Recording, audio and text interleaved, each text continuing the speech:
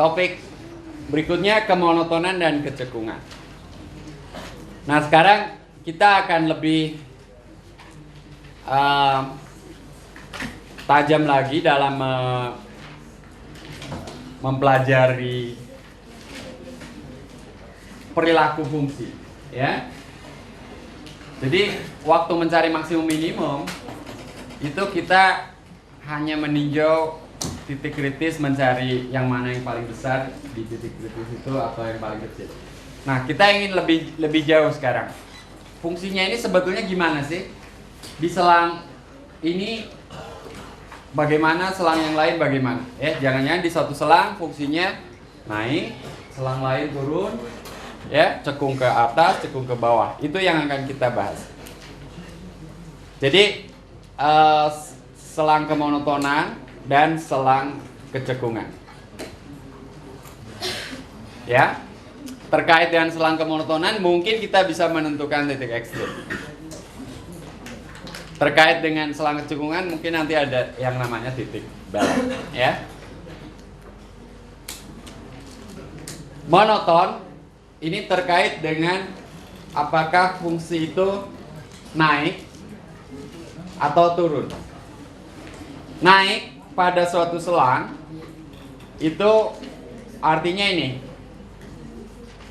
Jadi kalau nilai fx itu semakin besar ke sebelah kanan gitu ya. Nah, kalian membayangkan grafik fungsi itu seperti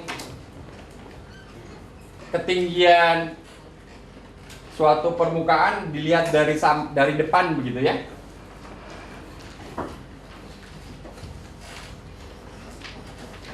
Saya sudah gambar tadi, tapi sekarang saya akan gambar lagi. Jadi bayangkan fungsi itu seperti permukaan yang mungkin naik turun begitu ya. Jadi ketika di sini ini tentu posisinya sedang naik, ketika di sini ini sedang turun gitu ya. Di sini naik lagi, jadi turun lagi. Ya. Nah, selang I di sini nantinya ya berubah-ubah. Selang I-nya di sini mungkin kalau saya penggal ini ya. Ketika selang I-nya adalah selang ini I1 gitu. Di situ fungsinya naik. Jadi naik ini kalau X lebih kecil dari Y artinya kita bergerak ke kanan, nilai Fx lebih kecil dari Fy, artinya nilai F-nya bertambah besar ke atas gitu ya. Itu yang terjadi kira-kira pada selang I1. Nah, pada selang I2 yang terjadi fungsinya turun. Semakin ke kanan, nilainya justru semakin kecil. Nah, naik atau turun itu termasuk monoton gitu ya. Jadi ini kita katakan monoton naik pada selang I1, monoton turun pada selang I2. Tapi kalau kemudian I1 gabung I2, fungsinya jadi tidak monoton ya. Di situ tidak naik, tidak turun, tapi naik turun gitu ya.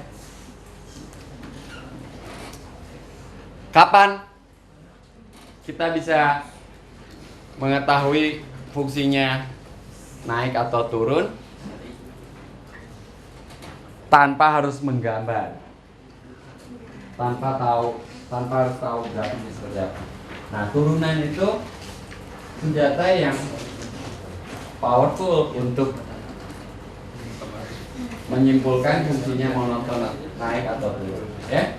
Jadi dengan menghitung turunan kita bisa menyimpulkan kalau turunannya itu selalu positif pada selang I, maka F-nya naik pada selang I itu. Tapi kalau turunannya selalu negatif pada selang I, maka fungsinya turun pada selang I. Ini F-nya lupa dibirukan. Jadi yang terjadi mungkin grafiknya seperti ini. Ya, seperti juga saya gambar di sana. yang di sebelah kiri ini batasnya X9C. Di sebelah kiri ini turunannya negatif. Ya, fungsi F-nya turun. Di sini turunannya positif, F-nya naik. Ilustrasinya seperti itu. Nah, kenapanya sebetulnya ini relatif mudah, ya. Kalian jangan percaya ini. Ini bisa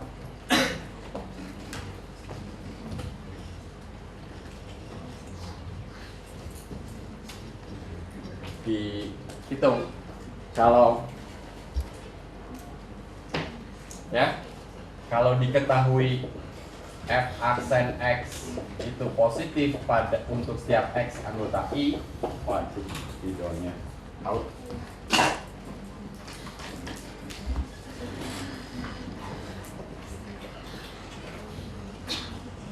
Nah, sekarang kalau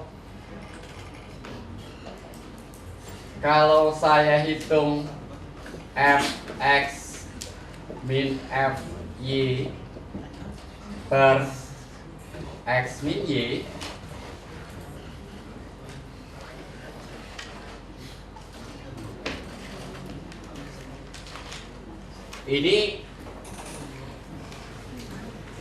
ini kan kira-kira sama dengan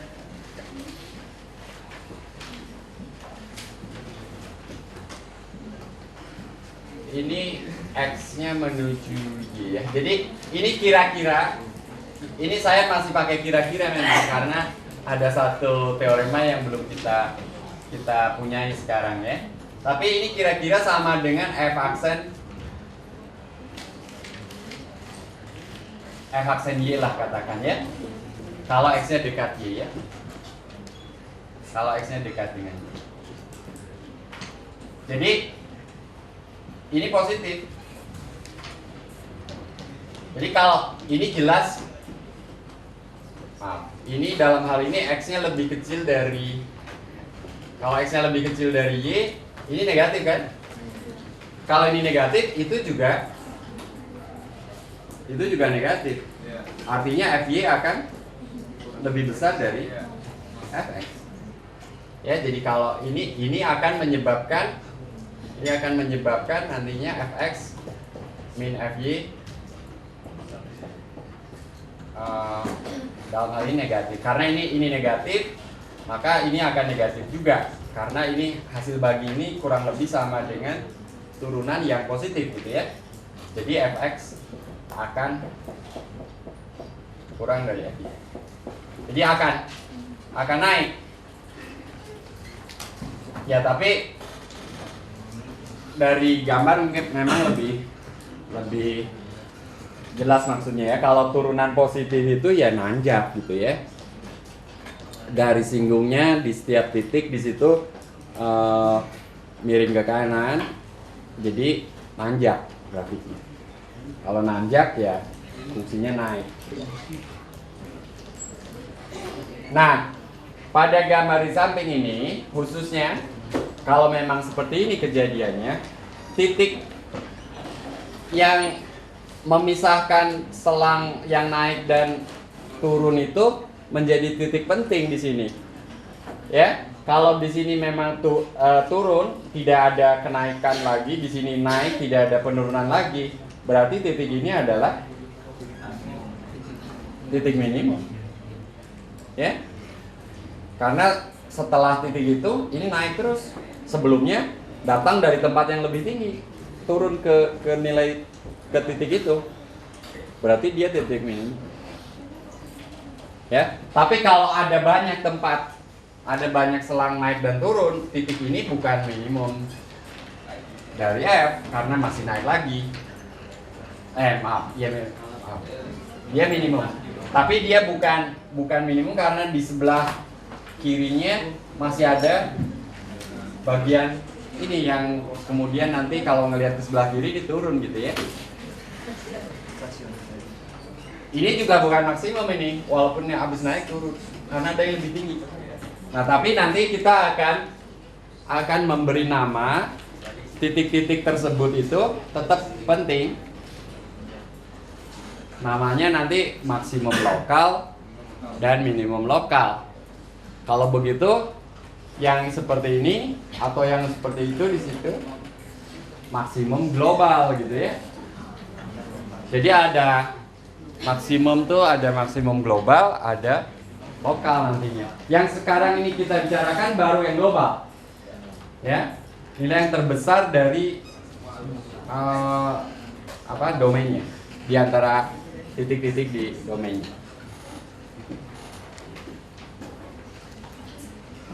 Oke, kembali ke contoh yang dikerjakan David tadi. Kalau kita hitung turunannya, kita udah dapat ini 3x kuadrat min 12 difaktorkan, ya. Nah, kalau kita periksa tanda f aksen x pada garis bilangan real, kita dapatkan bahwa di min 2 dan 2 itu memang 0, tapi di sebelah kiri kanannya apa? Nah, di sebelah kiri min 2 positif, di antara min 2 dan 2 negatif, di sebelah kanan 2 positif. Jadi, kebayang sekarang grafiknya itu naik, turun, lalu naik lagi. Nah, tadi memang kita meninjau fungsi ini pada selang min 3 sampai 3. Nah, sekarang kalau kita bebaskan X-nya anggota R semua, maka ini fungsi ini naik pada selang min 2, min tahingga sama min 2, dan juga pada 2 tahingga, turun pada min 2 juga. Perhatikan kalimatnya. Naik pada selang min 2, min tahingga min 2, dan juga pada, saya tidak menulis naik pada ini gabung itu. Karena kita nggak mendefinisikan naik pada gabungan selang. Hati-hati gitu ya. Yang kita bahas tuh naik pada selang atau turun pada selang. Tidak ada naik pada gabungan 2 buah selang. Karena kalau gabungan 2 selang habis naik, turun, lalu naik lagi gitu, apakah sekarang ini betul-betul naik pada gabungannya? Enggak kan? Nilai ini lebih besar dari nilai ini. Loh. Tadi katanya definisi kalau naik tuh semakin ke kanan semakin besar kan? Ini enggak. Ini udah ke kanan nih, dari sini ke kanan kan, turun kan?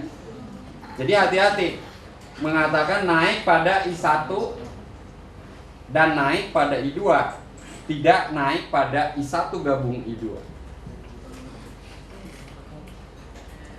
Ya, pada gabungannya tidak naik, tapi pada masing-masing naik. Ya.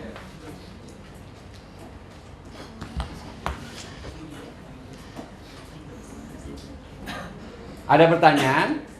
Balik lagi nih. Nanti grafiknya akan ditampilkan, tapi sekalian dengan kecekungan ya. Jadi sekarang bayangkan aja naik, turun, naik lagi. Jadi seperti huruf S yang tidur gitu ya, tapi enggak juga ya.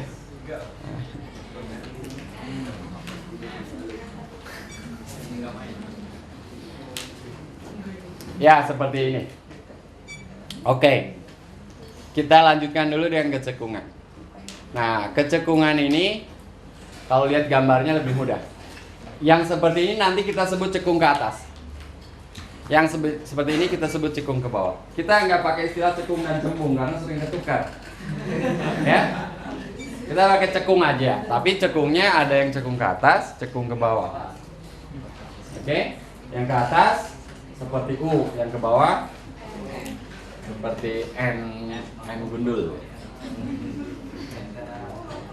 Ya, jadi ini cekung ke atas, ini cekung ke bawah.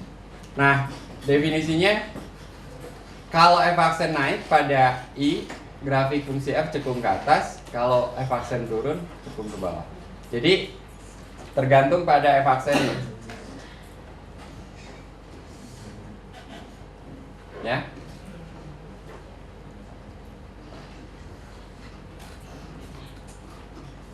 Jadi banyak yang mungkin tidak punya turunan, ya berarti kecekungannya tidak didefinisikan ya. Seperti nilai mutlak itu turunannya konstan. sebelah kiri min 1, sebelah kanan 0 plus 1. Ya, min 1 tuh konstan, bukan fungsi naik. Berarti sebelah kiri nilai grafik fungsi nilai mutlak tuh yang sebelah kiri itu bukan cekung ke atas, bukan cekung ke bawah. Ya, dia memang garis lurus gitu ya, nggak melengkung kan, nggak cekung. Demikian juga yang sebelah kanan 0.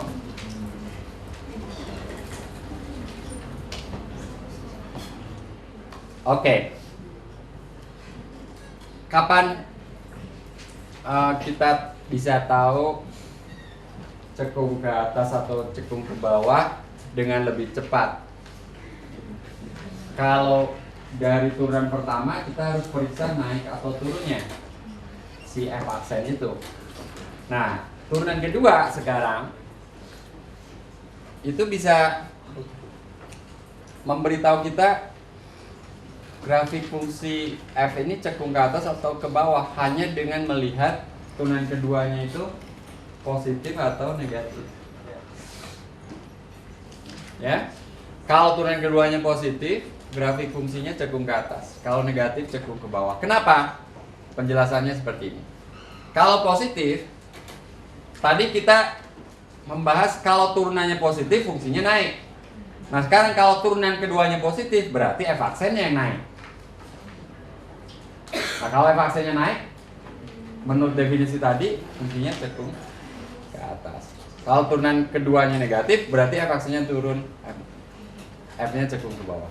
Mungkin saya kelewat. Kalau turunannya naik, kenapa definisinya kok seperti itu ya? Kalau turunannya naik, cekung ke atas. Saya harus gambar. Kalau F aksen naik, F-nya cekung ke atas gitu kan ya? F-nya cekung ke atas. Oke, saya ambil titik demi titik aja. Misalnya saya cuma sketsa seperti ini. Di titik ini turunannya katakanlah negatif. Garis singgungnya seperti itu.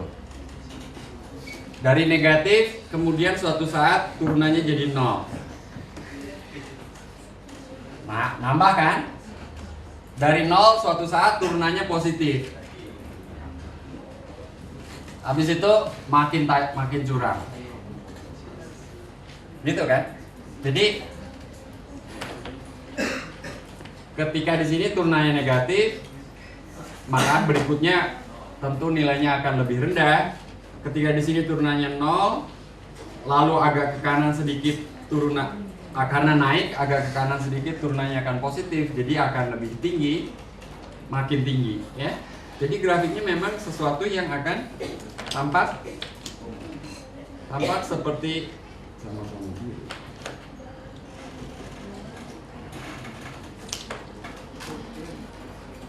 akan tampak seperti ini, ya.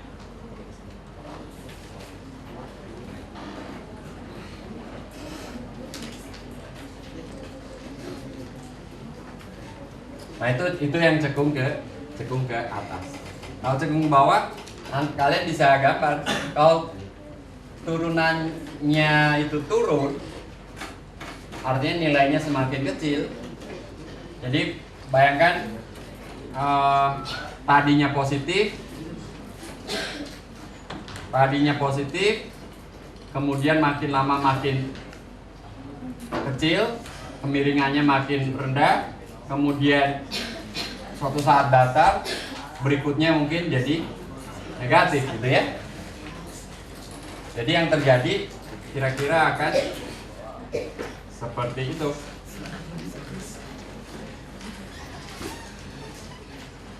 Ya.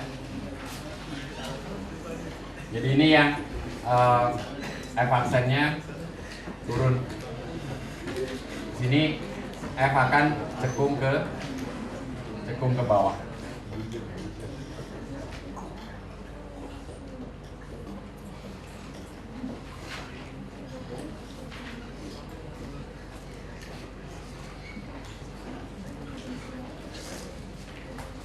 Nah, turunan kedua itu ternyata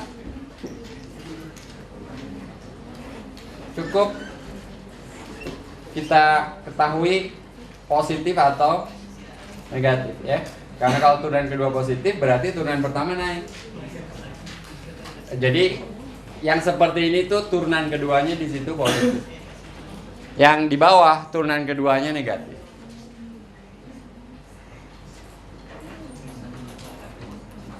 Nah, kembali ke contoh ini. Kalau kita hitung sampai turunan keduanya 6x. Kita periksa tanda turunan keduanya negatif untuk x negatif, positif untuk x positif. Artinya di sebelah kiri 0, itu grafiknya cekung ke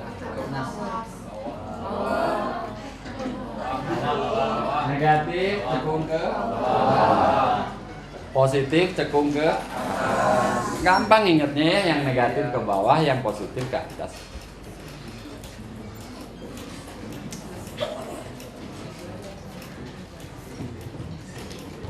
Nah, titik x dengan 0 ini menjadi titik penting. Ini titik di mana terjadi perubahan kecekungan dari sebelah kiri ke sebelah kanan. Nah, di SMA namanya titik belok. Sebetulnya bahasa Inggrisnya inflection point, titik infleksi. Ya. Nah, titik belok ini termasuk terjemahan yang sebetulnya kurang tepat lah. Ya. Ya. Kenapa kurang tepat? Alasannya nanti saya jelaskan. Tapi di titik itu yang pasti mengalami perubahan kecekungan. Ya. Oke, alasannya gini.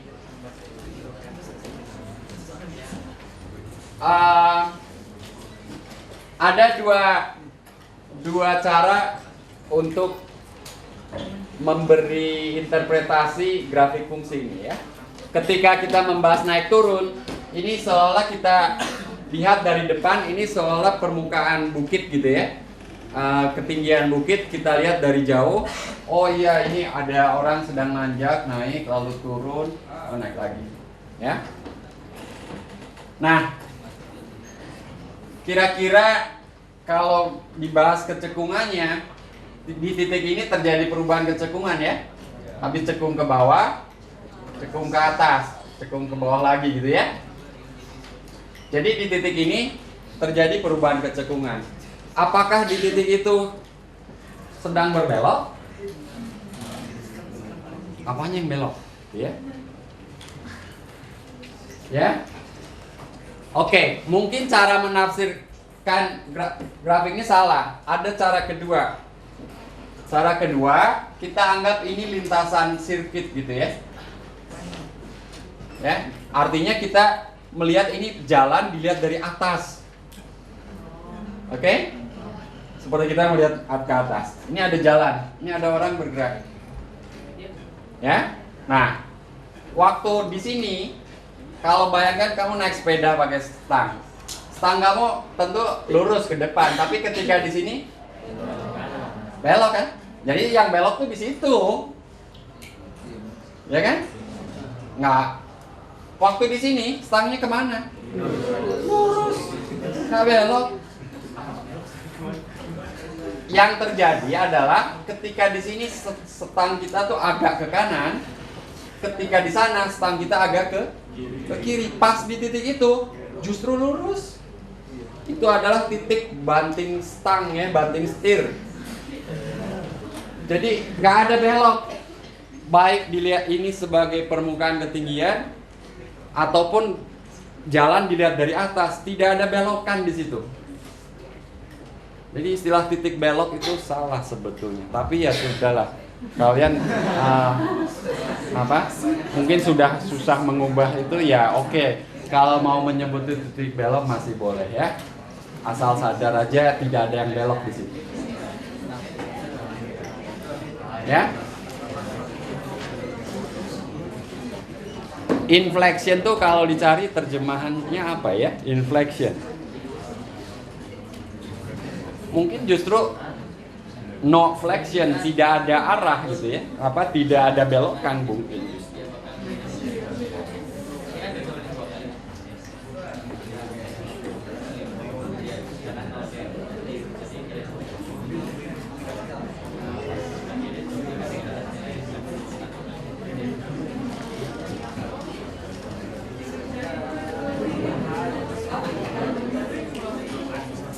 Nggak ada, ini ya diserap infleksi atau ada arti lain perubahan suara. Nggak. Mungkin ya perubahan kecekungan dalam hal ini ya. Jadi kebayang kalau di sirkuit seperti itu tadinya agak ke kanan lalu balikan gitu ya. Jadi di titik itu justru stang kita lurus. Kalau naik motor itu miring ini habis itu gitu. Nah pas tegak gitu ya justru di titik gitu ya.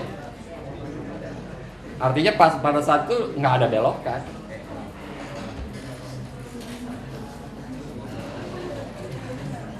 Nah ini grafik fungsinya.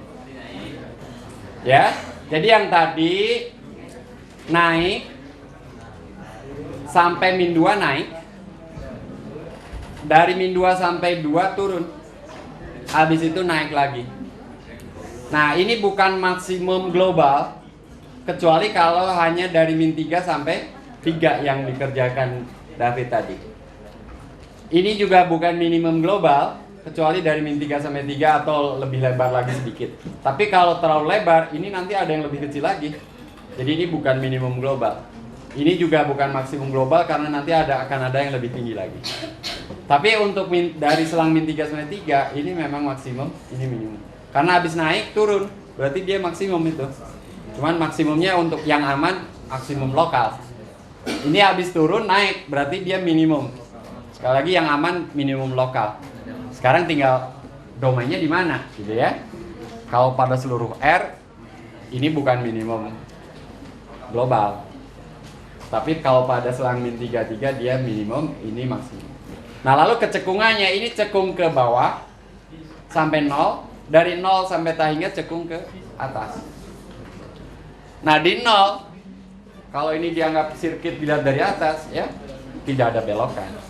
Kalau ini permukaan justru itu titik yang kalau kalian pernah ke Lembang ke Tambahan Brahu ada jalan turunan ya. Habis itu naik lagi ya. Ini tempat turun paling kencang barangkali gitu ya. Ya, turun pelan-pelan. Kebayang? Coba bayangkan ya. Pura-pura kalian sedang naik roller coaster. Dari sini naik pelan, habis itu berhenti dulu sejenak, station ya. Habis itu turun pelan-pelan, ya. Habis itu mendekati lagi station, habis itu naik lagi. Jadi ini tuh tempat paling kencang, nggak belok, ya. Kalau ini sirkuit dilihat dari atas, bayangkan si Marquez sedang belok ke kanan, nah miringnya juga miring ke kanan. Habis itu mendekati ini lurus. Habis itu motornya miring ke kiri. Ya, nggak belok di sini. Siapa yang bilang belok? Tapi ya sudah.